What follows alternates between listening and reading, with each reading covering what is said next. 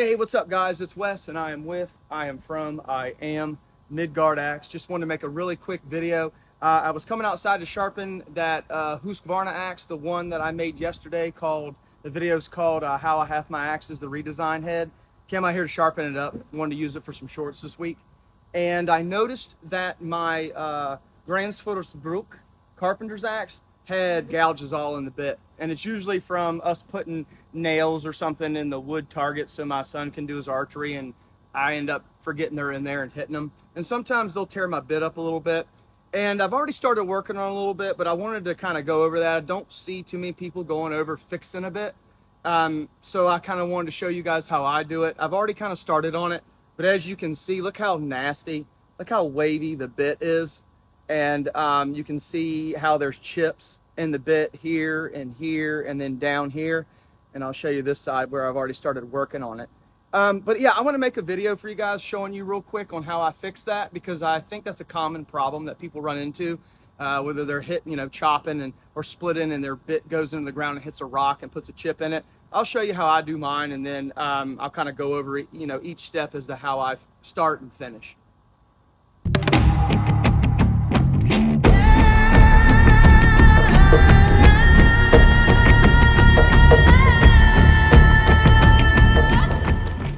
So when you go to sharpen your bit and you want to recontour it, you can use a whetstone to do it with. But I have found that using a file when you have really bad gouges is a lot faster, and it's less work than using one of these and just constantly, for 20, 30 minutes trying to recontour it. So it's easier for me to use a file. Depending on how big the gouges are will determine if I can just hit it like this, or if I'm gonna have to actually go against the bit to reprofile it to get it straight. Now this one's not too bad. I've got a small one here and a small one here. So what I'm gonna do is I'm gonna just take the file here. I'm gonna see if I can get my hand out of the way, and I'm just gonna lightly try to get it back, get that chip out, and I'm gonna try to just stay in that area if I can. Because I want to try to get it even again. And it doesn't take much effort, guys. Don't put a ton of pressure on it. It doesn't take much to get it back even again. And then we're going to go back down here, and we're going to work on this section right here to try to get that. Now, essentially when you're doing this, you're taking your bit that has an edge on it and you're flattening it again. So you're going to have to realize that you're going to have to recontour your bit because you're flattening the bit. But if you do it just right without too much pressure and you slowly work it, you won't have to do as much when you go to resharpen it. The harder you go at this, the file is going to dance around. It's going to hit in places you don't want it to hit. And then you're going to have more work for yourself. Doesn't mean you can't fix it. You're just going to have more work for yourself. So look at that, guys. Gone. Here, it's gone, okay? So that's really all I did. I did flatten it out some, but it's not bad. It's not bad at all. I can actually, guys, I could take this now with the 250 grit side, the green side, and go over and reshape my bit now. So I just want to show you guys that real quick. And I'll flip it over real quick. Let's look at the other side. See what the other side looks like now. Yeah, I got a little bit of I don't know if you guys can see, I got a little bit of a gouge right here where it's then pushed the bit, towards me this way. You can see it's pushed it, but that's nothing. Actually, you can probably see it better right there. See how it's like pushed towards me? But what I'm gonna do is I'm gonna take the file, hit it again on this side.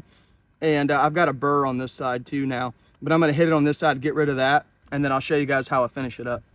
Just push that bit back down where it's done came up. And guys, I'm not really staying too much on the bit here. I'm just trying to kind of line this back in and get that area. See, there we go, right there, see it? And guys, it doesn't take much. Don't spend too much time on this if you don't have to. You're gonna get your bit all out of line. It's gonna be a real pain. See how I stood up right here?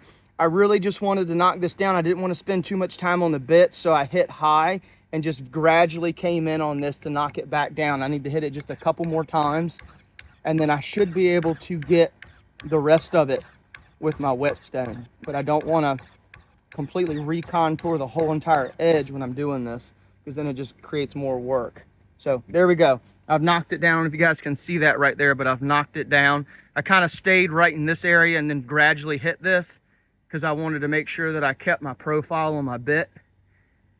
And if I did good, I went off a little bit in here, but that's nothing that I can't use my whetstone for and go back over and redo that. So pretty easy. Okay guys, now you can see that the bit, all the nicks and everything are taken out. I do have a little bit, and if you can see, you can probably see it, the bit's a little wavy. That's okay, because now what I'm gonna do is I'm gonna go back over it with my whetstone, and this is where I'm gonna start refining that edge to get it back into shape. And of course guys, at the end I'll show you, I always leather strop my edges for edge refinement, but this is where I'm gonna try to get that edge back into shape and try and get that edge refinement that I want.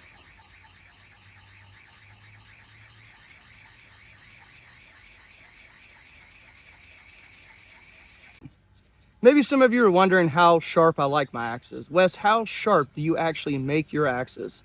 Well guys, I like getting my axes really sharp, shaving sharp.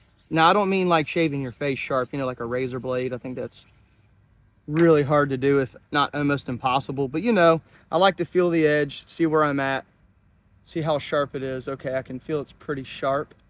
And then what I like doing is I like taking it off and kind of giving myself a little shave here to see what's going on with it. Let me wipe off the bottom. And then, you know, I kind of, yeah, that's sharp enough. So then I'll kind of just go through. You guys can see that or not, but I'm shaving my arm hair off. Probably some on the back side too, but yeah, guys, that's all hair. Give myself a bald spot a little bit, but you know, it's not like, you know, like shaving like a razor, but if I can take hair off with it, it's sharp enough for me. So yeah, I still got hair over here. But yeah, guys, that's good enough for me. That's plenty sharp. Yeah, plenty sharp. And I always like running a leather strop over my edge. Kind of gives edge refinement, push the edge back into place, get a nice edge. And it'll also shine up that bit a little bit too. Guys, for my throwing axes, I don't put that mirror polish shine on every single one of my axes.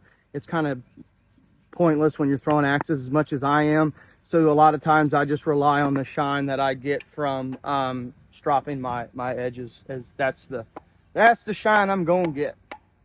I'm not gonna spend 30 minutes trying to get a polish just to knock it off when I start throwing it again. This is about what polish I get. And if you guys want to, once you kind of do the edge, you can do it a couple different ways. You can do that. This one right here has an edge right here. So you could actually take it like this without hitting the bit and try to get out some of those scratch marks if you want to. You can kind of do this to work on this area right here behind the bit to try to get the scratches out. You can do that too. I really don't care. My throwing axes are work axes, so I don't really care too much about the shine on them all that much. I'm really doing this for edge refinement. I know in one of my other videos I told you guys you could use a car polish to clean this up. You can also use this too, the Eagle One Original Never Dull wadding polish. This can is 100 years old, so I don't even know if you can still buy it or not. I bought this, oh my gosh, I don't even know when, it was a long time ago, but it looks like this right here. And what you do is you just tear off a piece, and this stuff works really well for taking off the polishing compound on your bit. You just take it. It has like an oil inside of it, like a polishing oil, almost like WD-40. I'm not saying it is WD-40. I'm just saying it kind of has that. I mean, you can put it all over your head if you want to kind of, you know, lube it up some. But yeah, I just use it. Guys, be careful when you're doing this. You don't come back.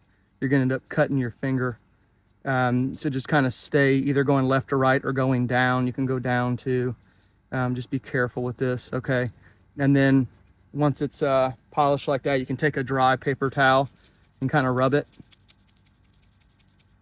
And there's your finished product of what it looks like. And guys, that's not too bad for using a leather strop and a file and a whetstone really quick. I mean, it's not the best polish in the world, but guys, for a work axe, I think that's good. That's good enough for me. Hopefully, you know, you'll find this helpful and this will work for you guys, because yeah, she's sharp. And just so you guys know, I'm going to use this axe next to throw at a tennis ball in one of my shorts, so check that out, because I'm going to throw this at a tennis ball. Post it sometime. I don't know when I'll post it. Sometimes I hang on to content and then post it later. So, but yeah, here you go, guys. That's it. There we go. Also wanted to show you something else you can do. Instead of going in a circular motion, whenever you're using your whetstone, when you're done, when you've got your edge, what you guys can do is you can go back over it in a sweeping motion like this to take out the scratches, so you don't have swirl marks in your blade or in your bit if you're really a stickler. Sometimes I can be, guys. Sometimes I don't care, like in the other axe I just showed you, I don't care. And this one I was like, hey, since I redesigned this one and kind of wanted to put a little bit of extra into the bit, so you can just take your whetstone on the 1000 grit side and do this, and it'll kind of give you a different look on your bit instead of that swirl mark like I showed you on the other one. It gives you more of a flattened look. You don't have those swirl marks in it, so yeah. There you go. It's not as swirl. You don't have all the swirl marks in it like you did with the other one.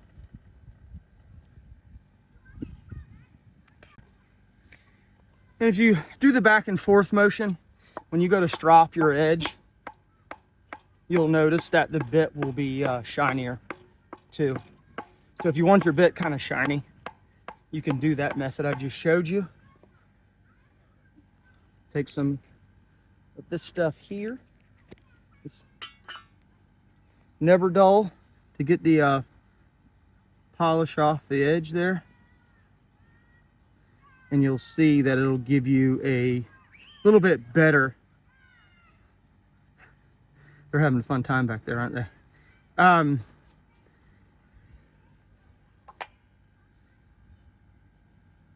when you go to wipe it off,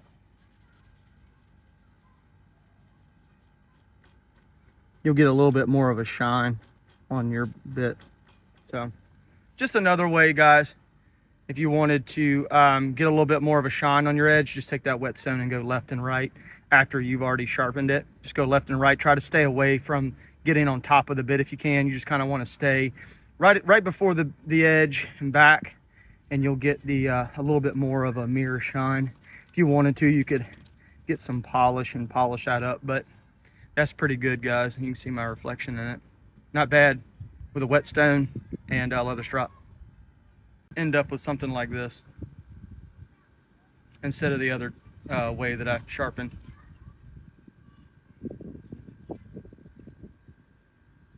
A little bit better look, a little bit more of a better looking finish, because you scratched out the swirls on it when you moved the whetstone from left to right. So yeah, you can do that too, guys. I actually prefer this one better, but show you both. All right, guys, so we're finished. If you hear a bunch of people screaming, it's people playing in a sprinkler behind me. So yeah, edge is done. You can take a look at it and see. Here we go. Nice even edge all the way from top to bottom. I'll show you guys the angle from here. Nice even edge. Oops, sorry, camera. Nice even edge from the bottom up.